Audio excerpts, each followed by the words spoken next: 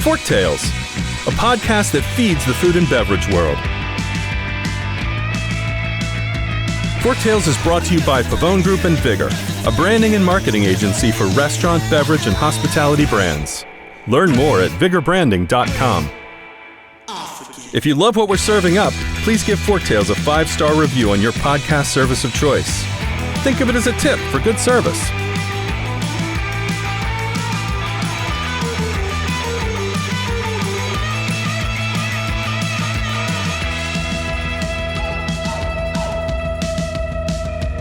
Hello, everybody. Today's guest is Jason Brooks. He's a motivational speaker, an expert in restaurant management, and the author of the book, Every Leader Needs Followers, 10 Keys to Transform Restaurant Managers into Hospitality Leaders. Jason, thanks so much for being here. I'd love to start off with just you talking a little bit about your past, like some of the places you've been and some of the things you've done. Thank you, Michael. It's a pleasure being on Forktales, an amazing podcast. Your listeners are, well, first, they know their business. They know what they're talking about. So I am honored. My past is like many pasts of coaches, of speakers, meaning that I came in through the side door and I started out washing dishes, very young age, 15, first job. My mother didn't even know that I got a job.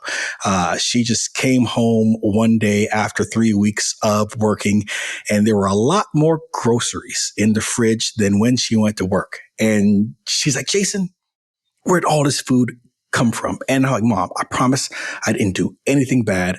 I got a job. But cooking has been something that has stuck with me even up to this day.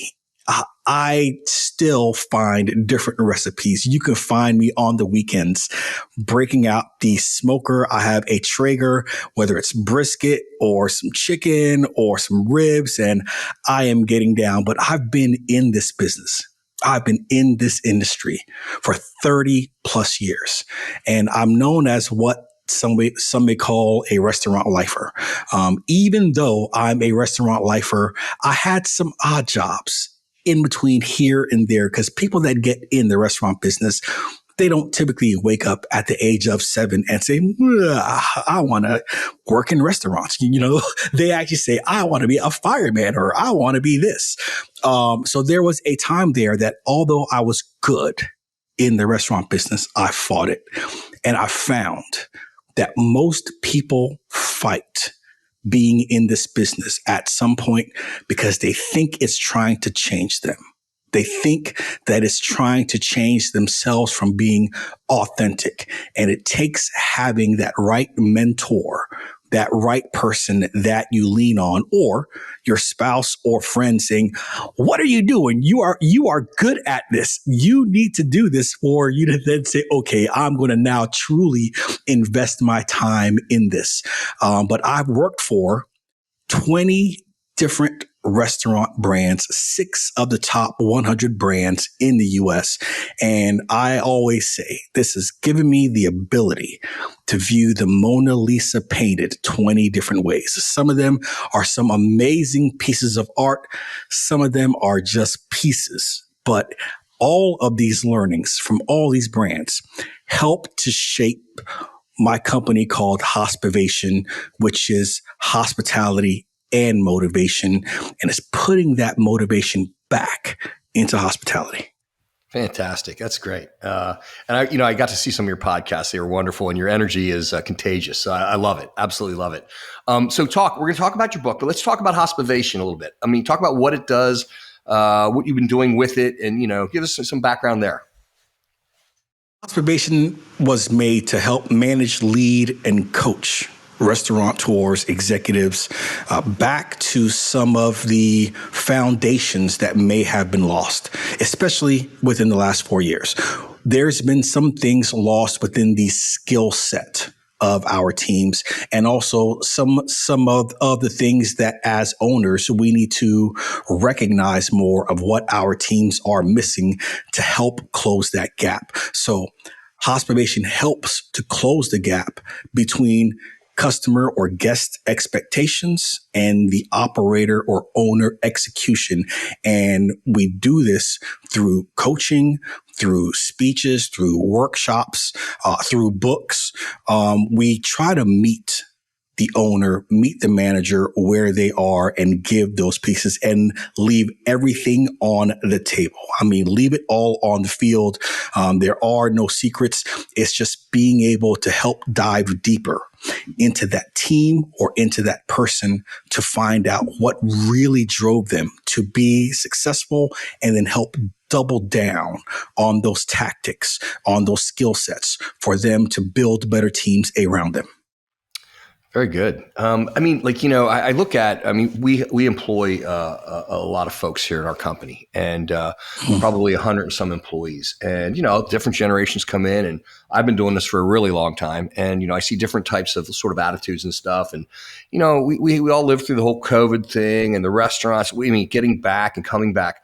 I mean, you have in here about the motivation. Do you feel like restaurants and the hospitality industry in general has lost its motivation? I mean, are you feeling that they need that maybe an infusion of motivation?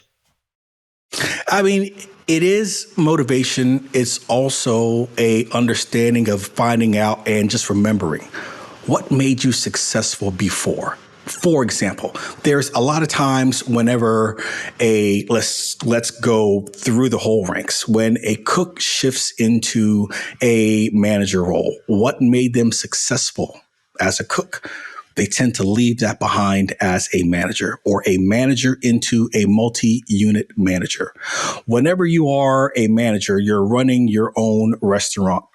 You tend to use a checklist. You tend to create mini GMs. You tend to have all these things in place because there's so much on your plate that you need reminders to help make sure that you cover all the bases that you need to cover. And then all of a sudden, when they shift into a multi-unit manager, they tend to shoot from the hip. They don't have any checklist. They don't walk into the building studying anything about that business whenever they walk in, if they're running multiple restaurants. Same thing as owners. We think that we are exuding some of the same things that made us successful, but we have to revisit, what is it exactly that made us successful within our last role? And now how do we bring that into the next? And that's that motivation that is missing. We can't leave things behind. We have to bring them with us. Very good. So, okay, let's talk about your book. I see it behind you there. Yes. Leadership. Every leader needs followers. 10 keys to transform restaurant managers into hospitality leaders. It's not easy to get people to follow you, is it? As a leader? No. Ask any social media manager. It isn't. It's very hard to get them to follow you, and it's even harder to keep them. And that's where some of the 10 keys covers is not only how do you build a followership, and you have to be a wonderful follower yourself, but then how do you keep that as well? Very good. So what do you think are the biggest mistakes the restaurant managers are making when it comes to being an effective leader? Hands down, doing it by yourself. I've seen it too many times. We come in as a manager and we think that the things I used to do, I can just do it and then I'll do it by myself. I don't have trust. And whenever you try to lead a restaurant team by yourself, yes, there's things that you should bring with you, but there's a lot of management and leadership things that you have to learn, because managing and leading a group of people isn't natural. It is something that you have to invest time and even money in order to make sure that you do this right. And when I say money as a investment, time is money. When we put 3 hours of our life into something else, that definitely cost us. We could be doing something else, but the return we get when we invest in the right way to manage, lead, and coach, that return is just amazing. And it's not just managing, leading, and coaching is knowing the difference between the three. Because managing is using or having a group of people, keeping them in the guardrails to hit a certain point by a certain time and remain within a certain budget. We use managing more than anything else within our day as a hospitality leader. Leadership is different. Leadership is really understanding that overarching items about the industry, about the trends, about what's going on, about where to move the brand to next. And it's also when a group of people have run into a situation that they don't know what the next step should be.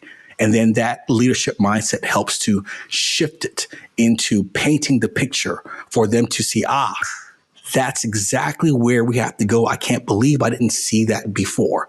Now, coaching is different than managing and leadership. Coaching is that mastery of small groups, of one-on-ones.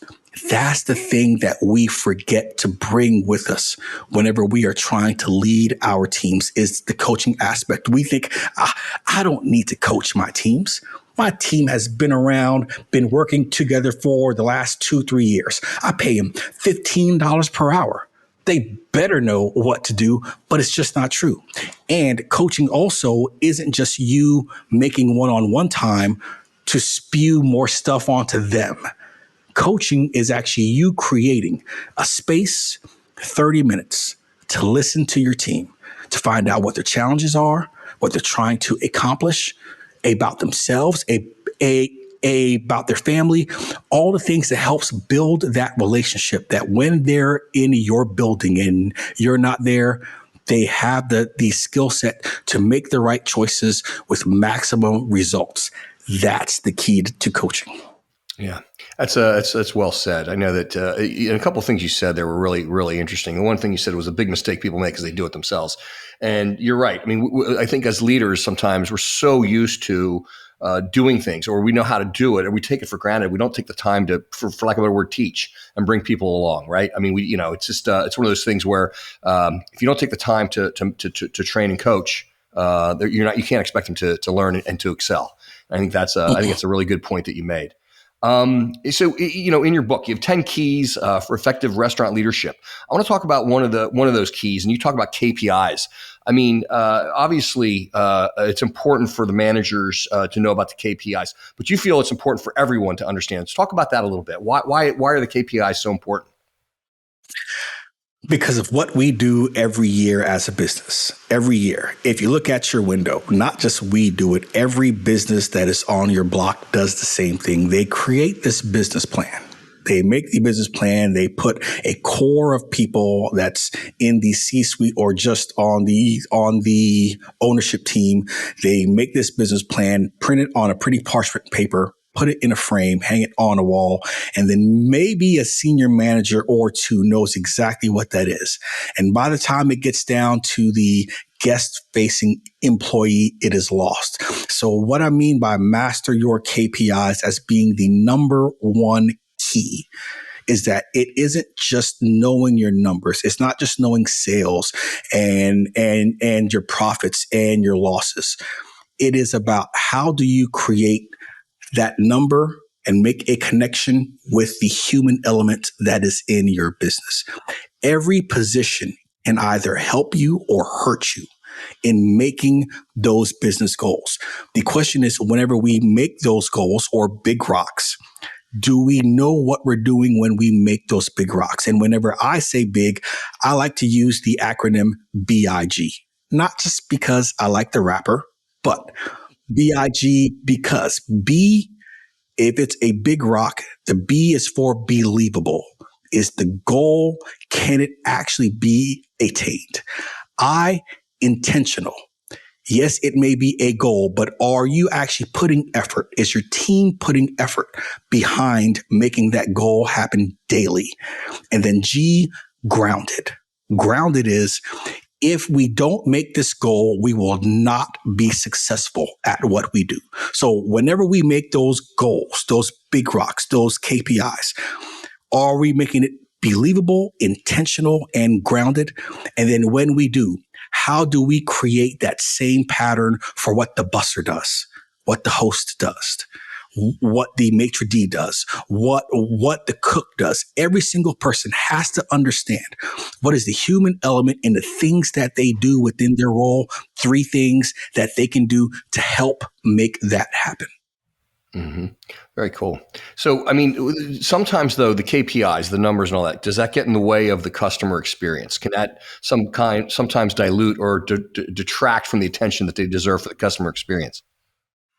I think that's where, whenever you break it down to make the human element behind it, that's where it makes sense. Because you can say that it is to grow sales, but if it's only about the dollar item and you're only telling that for just the server that they need to grow sales, that doesn't make sense. That does take away from the experience.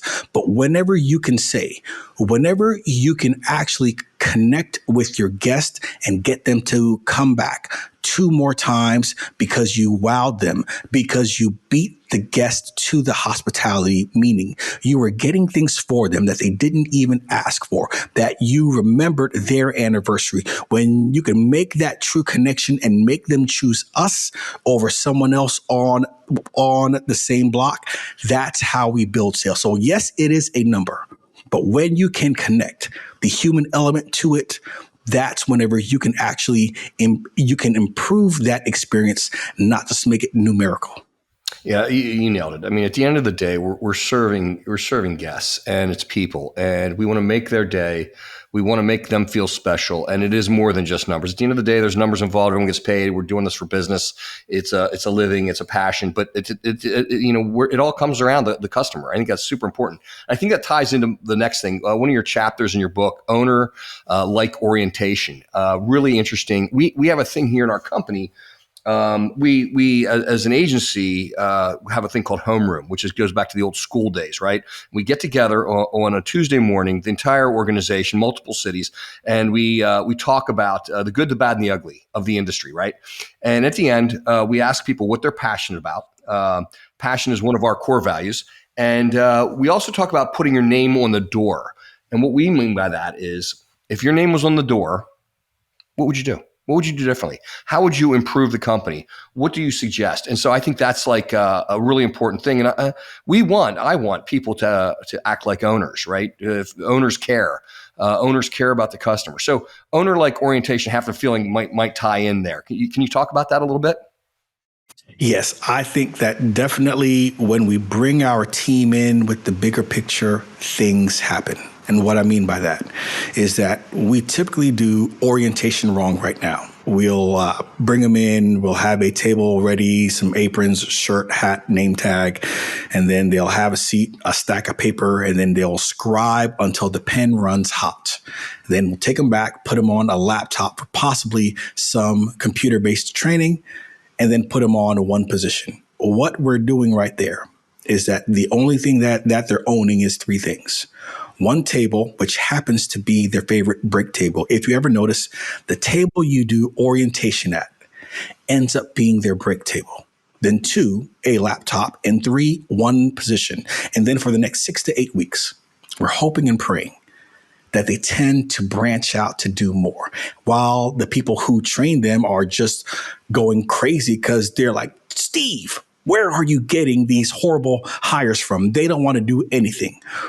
So that's where we first start out with doing orientation wrong, which is one of the easiest way that any listener can change their ROI on new hires. What I propose is this: take the same table, same setup, papers, all of that good stuff. When you bring them in, shake their hand, ask them if they're thirsty, and then say, where we are going to start outside. You take them outside, and not just outside. You take them out all the way out to the road, by the curb, on the edge, by the cars driving by. And you then say, this is your restaurant, and this is mine too. And this is the view that every single customer sees, whether they are stopping by here or not. They see it from the curb all the way in. And this is how we look compared to our neighbor and this neighbor. We actually pick up all this trash from the curb all the way up every single day because we want to make sure that we look amazing to everyone that chooses to eat here or not.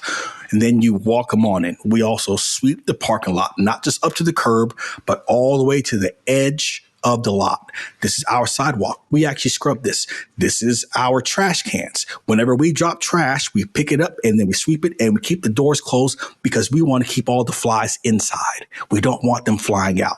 And then as you're doing this, as you're walking them through, you're also checking their body language. How much does it suck whenever you hire someone and 3 weeks later, they're like, this is too much for me. I'm out of here.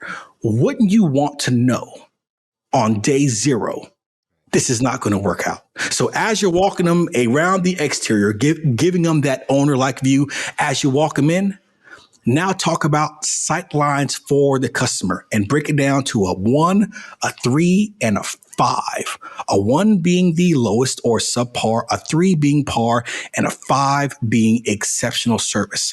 And then you're talking them through what a 1, 3, or 5 is at the host stand with a host greet, with it being neat and being tidy. As they're walking through the dining room, what they can hear from the kitchen as they're sitting down.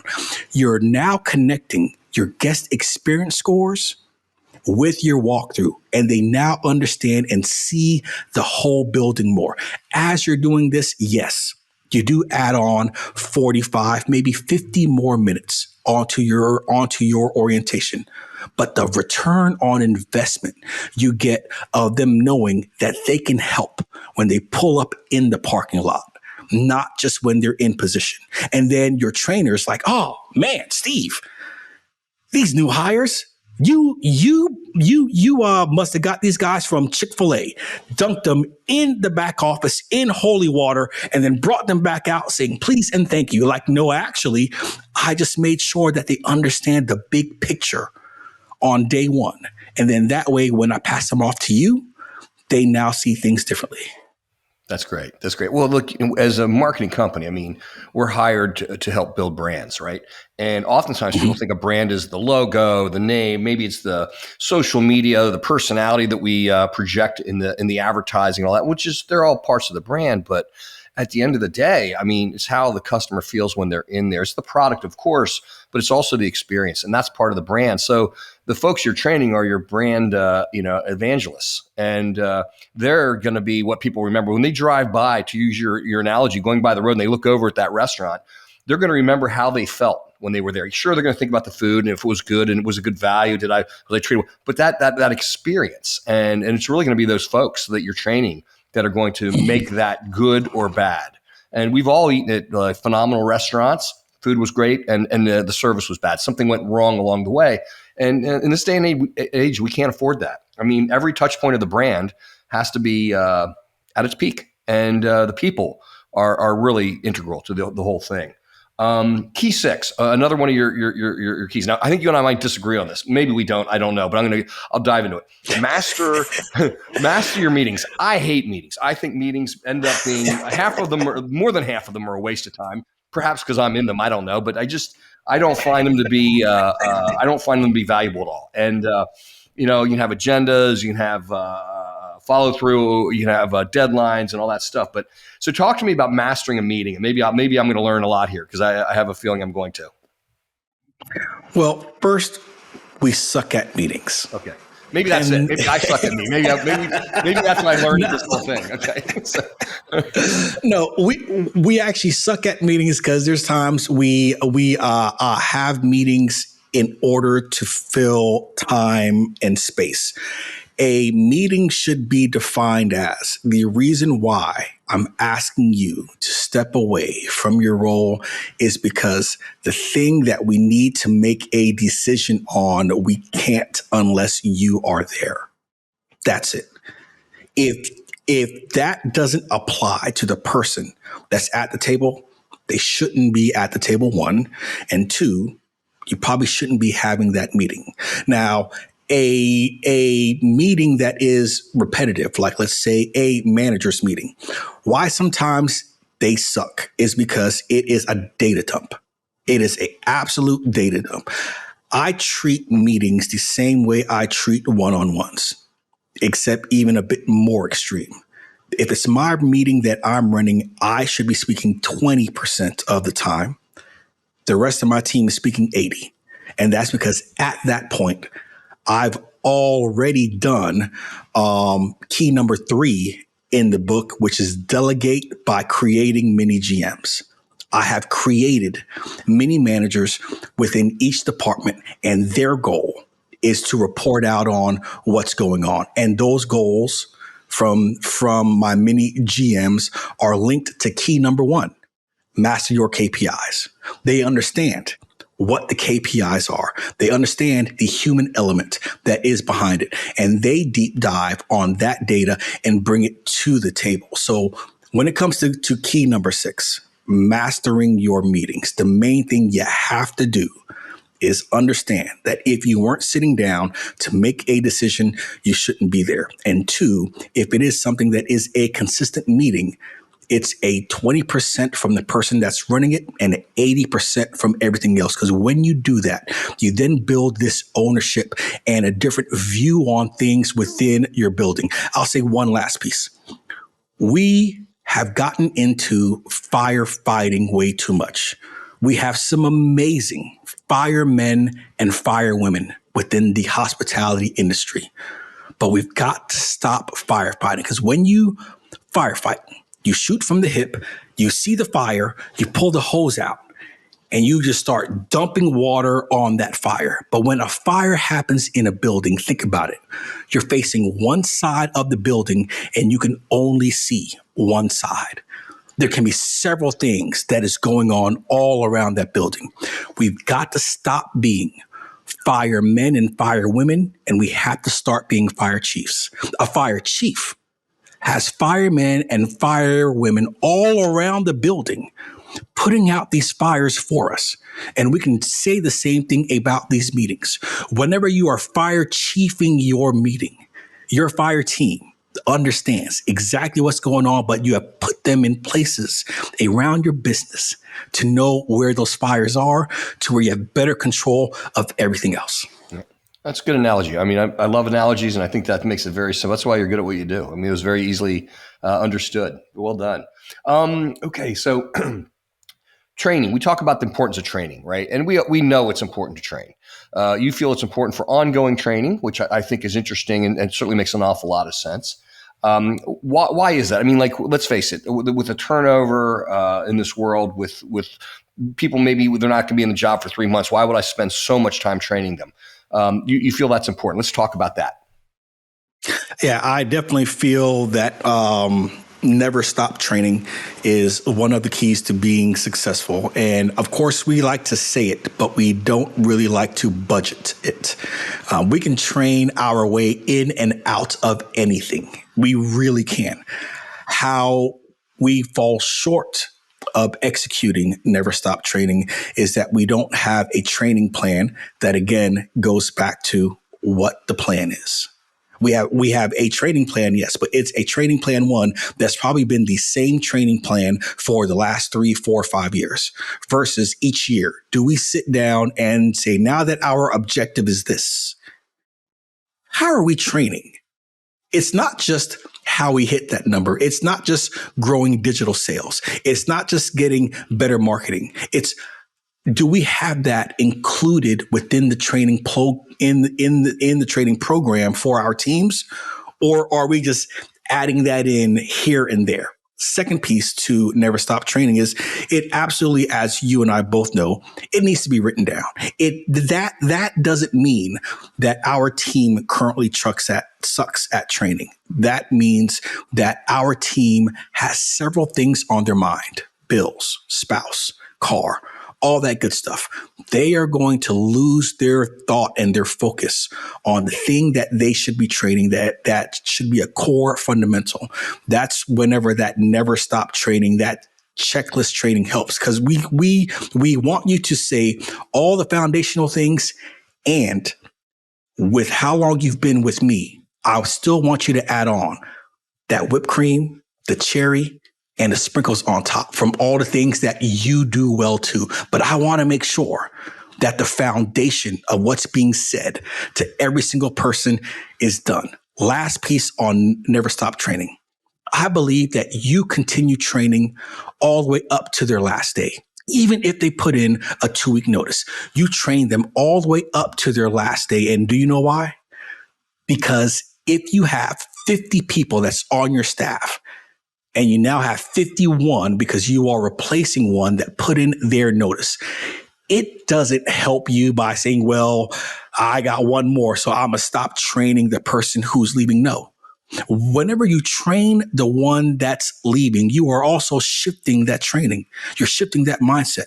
You're training them how to onboard onto a different team, even if it is your competitor. You are training them how to get on board, how to get to learn the people, how to get to learn their culture, because a few things happen when that happens. One, everyone around you is watching the attention you're still putting into the person that's leaving. And they're like, that is a true coach. And then number two is, how many times is it that the grass is truly greener on the other side? So you shift into I'm going to still keep training you. I'm going to train you to be the next whatever that you are getting into. Let's say you get there and it sucks. Guess what's going to happen? Jason, I actually want to come back because grass isn't greener. Then you're able to now still build on your team. But I truly believe you should never stop training, even when they put in a notice. Yeah, I think that's great. I mean, we've had an awful lot. We call them boomerangs. We've had several people leave during the Great Resignation, for the grass being greener. And we've had several boomerangs come back. And you make another really wonderful point, and that is people around you that are on your team, that are staying on your team, that are loyal and dedicated, they see how you treat people when they leave. And that's a reflection on you as a leader. And I think that's really important to keep that in mind. If you sit there and say bad things about somebody, the moment the door closes behind them, that's just a really poor reflection on you as a leader. So I think that's very sage advice. All right. So we talked about training. Another thing you talk about, which I find this to be, I think this is really important, closing the gap between the restaurant manager and what the customer sees. I mean, again, we always often say we're too close to it. I think that may be the case here with managers. You want to talk a little bit about that? Oh, yes. I love this topic.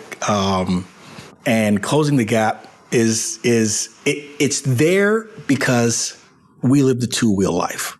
Michael, do you know what the two-wheel life is? I do not know what the two-wheel life is. I don't own a motorcycle, so I assume that's what it is, but maybe not. Is that although our car has 4 wheels, we are pulling into the parking lot so damn fast, we may as well be on 2 wheels. And do you know why? Because we've gotten that 14th text with the 5th picture about the close last night. And our main truck called, said that they're short on drivers. And now the truck order is due 30 minutes ago. And payroll called, someone forgot to clock out last weekend. And you have to log into the portal and change their hours or else they can't process payroll. So that's why you're on 2 wheels. Doors open, Bigfoot dragon trying to get out the car, and you walk up to the front. The host stand has a line, and you're like, let me come help get these tables sat, bust some tables, run to the back, get the line down, finally get your truck order in, fix payroll. But by this time, you are on fire. Your heartbeat is racing, 120 beats per minute. You are lapping like NASCAR. You're touching tables. You're pointing out things to clean. And you're like, woo, girl, I'm on fire. This is amazing. You work a triple-double that day, heartbeat racing. And you get home, somehow fall asleep. And then your email goes off, ding. And it's that guest complaint. A 2-on clean. They had a horrible experience. You just about flip your table. They're lying. There's no way. I was there all day. I worked the whole day. I was lapping like NASCAR. I was touching on tables. I was telling people what to clean. There's no way. But there's a gap. There's a gap between what the operator experiences and what the guest does. And that gap is because we are walking through like the Terminator, head on swivel. eye view, 20 feet out, 20 feet wide, looking for the next fire hose on the hip, just looking for that next fire. And we are standing at an average 5'6" height, looking down to see what that next thing is. Our customers, though, it's very different.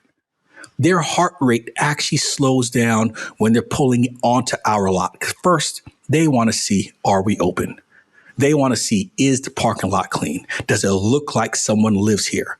They then pull up, they get out of the car slow, walk up to the door, and then the guest learned this trick from COVID. They now check the little slit of the door to see, is the bar there, because they don't want to yank on the door and pull their arm out their socket like, it's open. So then they finally get in like, yes, I can stop eating from the dashboard of my car. They walk in, their heartbeat slow down, things are good, and then they sit down and they're sitting at an average of 3 feet high. Heart rate has slowed down. Eyes are dimmer. When the light is dimmer, your pupils actually get bigger. And then whenever you're looking at a distance of about 18 inches from the table to your food, you are looking at that 18-inch and then no higher than 3 feet, while the manager, heart rate fast, 20 by 20 view, and walking quickly. There's a huge gap there. In order to close that gap, one of the things that you have to practice, which is hard, is pulling yourself out the shift, scheduling yourself to not be in position. Sometimes that's hard. We are trained from day one that when things are short, we are locked in, we make that happen. But at least once a week, you have to take that customer view. And I'm not taking the view right before it opens. That's like having a Super Bowl ad well before the game starts. When it's peak periods, walk out to your lot, all the way to the edge, view what's going on, because that's when the most advertising is being done. Walk up through the lot, then walk in, then you're listening in, then you're hearing what's going on. When you do this during peak volumes once a week, even if you can't once a month, that helps you to understand what the guest is actually going through versus well before opening or after close. Mm-hmm. Mm-hmm. That's great, Jason. I love your passion. I got to tell you. And so, what's next for you? You're making your rounds as the speaker. I mean, is there a new book? Any trips coming up? There is a pocket companion to the book that is going to be coming out, the Every Leader Pocket Guide, something that managers, owners can actually have on them, a flip book style to be able to keep them on track to never lead alone again. I actually have another session that's coming up for the International Bowl Expo that's going to be in Denver. I will be at the QSR Evolution Conference with Danny Klein. I'll be moderating one of the panels of how to scale culture. There's a few more speaking engagements that I'm closing in on now, but it's been very busy, but it's been great. I get to meet lovely people just like you, just like your listeners, and talk great shop about what's going on and how to put that people piece with the numbers in order to better manage, lead, and coach. Yeah, that's awesome. I mean, this industry is a way of life, and it is people dealing with people, and I think that's super important. And it does make it very tactical and grounded, and it's great to have people like you out there helping lead and coach and teach. So that's fantastic. So I have one last question. I'll let you go. I ask this of everybody. If you had one last meal, what would you eat, where, and why? I have two answers for that. First answer is a place that I haven't been yet, but I hear great things about. And my last meal for that would be Osso Buco from Piero's in Las Vegas. Nice. I heard that they make some amazing Osso Buco, but that would be one that I haven't been to, but would love to. Second one is I'm going to cheat and say that I'm very egotistical and I love my own food. If you just give me the food and let me cook it, that will be more than glad to be my last meal. So what would it be? What are you cooking for yourself? I would do brisket. It takes me about 3 days. Beef brisket. I trim it myself, and then I will slather it with some horseradish. I make my own rub. Let it sit for about 48 hours. Smoke it low until it gets to right about 160. Pull that baby out. Wrap it in some parchment paper. Put it back in. Let it get to 206. Pull it out at 206, put it inside the cooler, just a regular cooler for 4 hours. Slice that baby up, make the barbecue sauce from scratch, and then do a smoked baked mac and cheese with some grilled corn. And that's it right there. Oh, it sounds fantastic. I didn't even eat lunch today, so I'm starving. You did well. That was as good as anything. That's beautiful. Beautiful. Well done. So, well, hey, listen, Jason, thank you so much for your time and your insights. It was really, really educational. Thank you. Thank you, sir. And I do appreciate the invite. You listeners have a wonderful time. Forktales, thank you so much. This has been great. Awesome. See you soon.